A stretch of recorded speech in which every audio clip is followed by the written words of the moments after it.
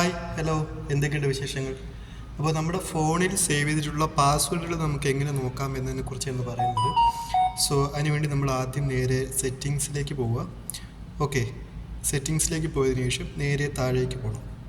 താഴേക്ക് ഗൂഗിൾ കണ്ടോ, ഗൂഗിൾ എന്ന ഓപ്ഷനിലേക്ക് നമ്മൾ പോകണം.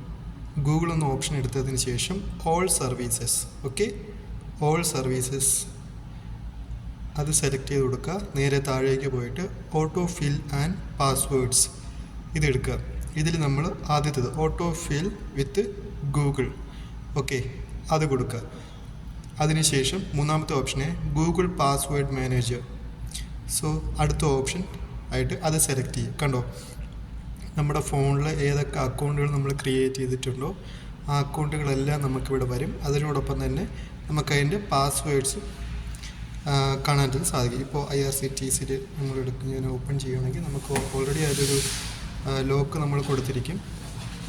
അപ്പോൾ നമ്മൾ ആ പാസ്വേഡ് കൊടുത്തു കഴിഞ്ഞാൽ നമ്മൾ അതിൽ ചെയ്തിട്ട് ആ അക്കൗണ്ടിൽ സേവ് ചെയ്തിട്ടുള്ള പാസ്വേഡൊക്കെ നമുക്ക് കാണാനായിട്ട് സാധിക്കും. ഓക്കെ.